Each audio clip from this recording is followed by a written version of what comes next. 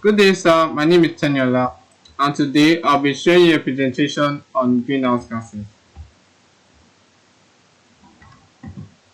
So I'll be talking about what are greenhouse gases, how are they connected to chemistry, three things that greenhouse gas connect to the course we have done so far, the impact greenhouse gases has on society, technology, and environment, and what other interesting things are related to greenhouse gases. So what are greenhouse gases? Greenhouse gases are gases that absorb and emit radiant energy. This means they trap heat energy from the sun. This they contribute to greenhouse effect because they trap heat energy from the sun in the Earth's atmosphere.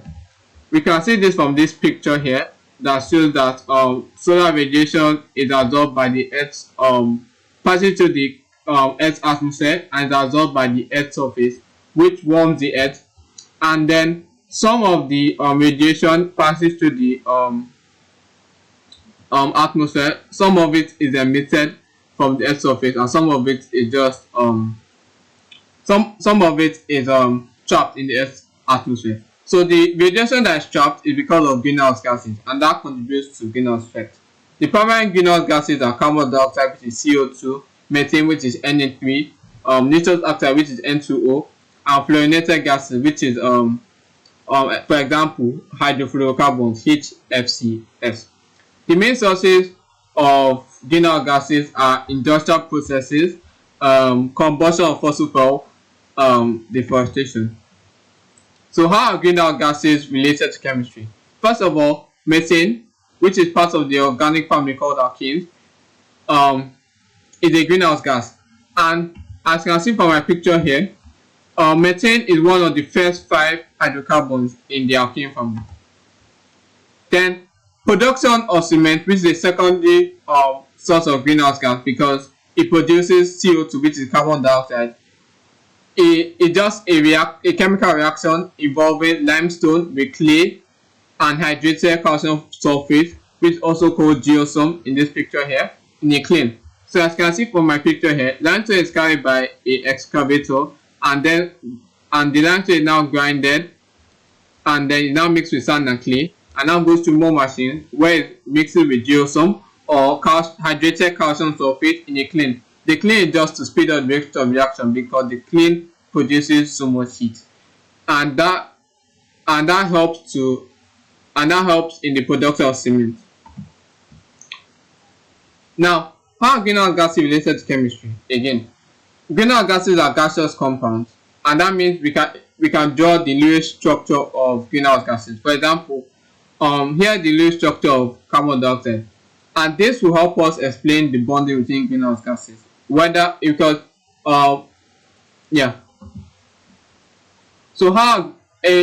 thing is that greenhouse gases are made up of atoms and molecules, and greenhouse gases can emit and absorb energy. So this will cause the electrons in the atoms, which are in shells, to either move up or down a new shell, depending on whether the greenhouse gas emits or absorbs energy. So when a greenhouse gas absorbs energy, the electron absorbs photons, which makes the electron goes up to a new shell. But if the greenhouse gas emits energy, this means the electron will emit photons, which makes it go down to a new shell.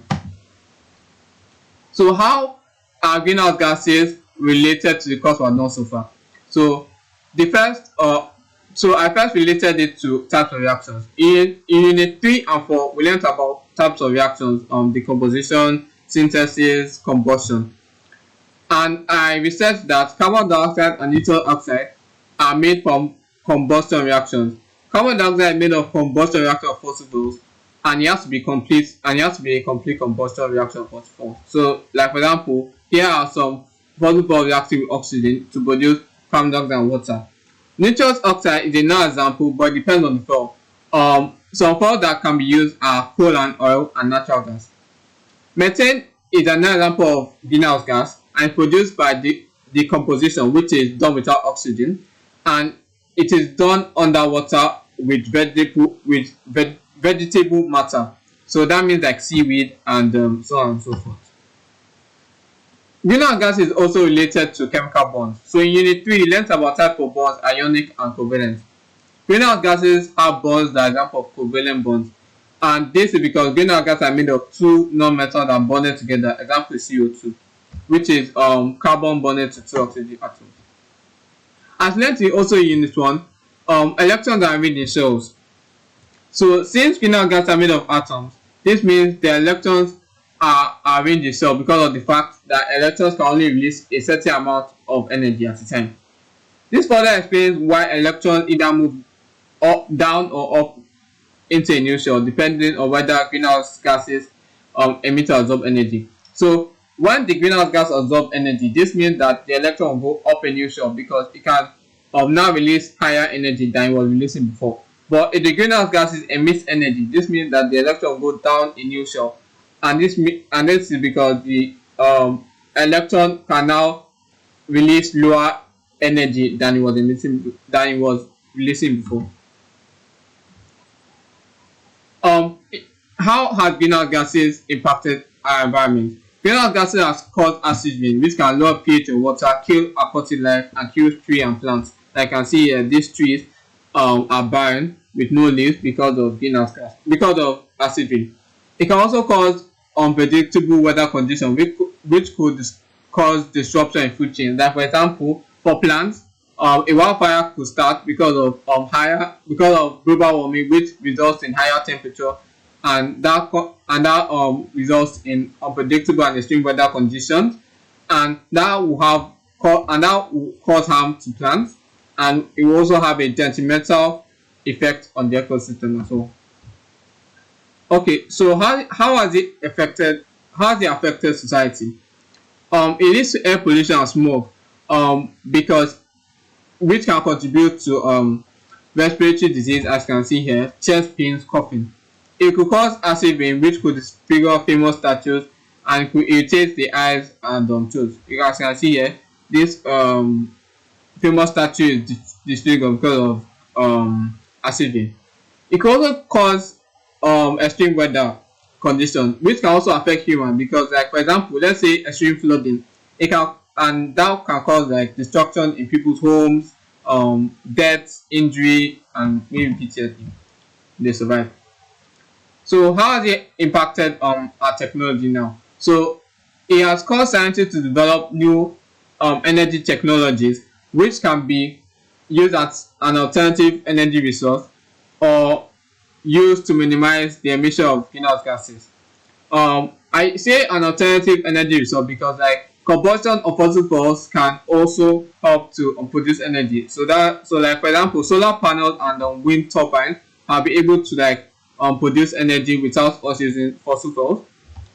Also electric cars, which means that the car will be charging with electricity, has also minimized the emission of greenhouse gases, and also catalytic converters, which convert the greenhouse gases into less harmful products. The most interesting thing I learned about greenhouse gas is that there was a protocol called the Kyoto Protocol. It was adopted in Kyoto, Japan on December 11, 1997, and it entered into force on February 16, 2005. The primary objective of this protocol is to reduce the effects of global warming by reducing the greenhouse gas concentration. It is currently on 192 parties because Canada withdrew from it in 2012 because it couldn't meet its needs. Thanks for listening to me. Bye.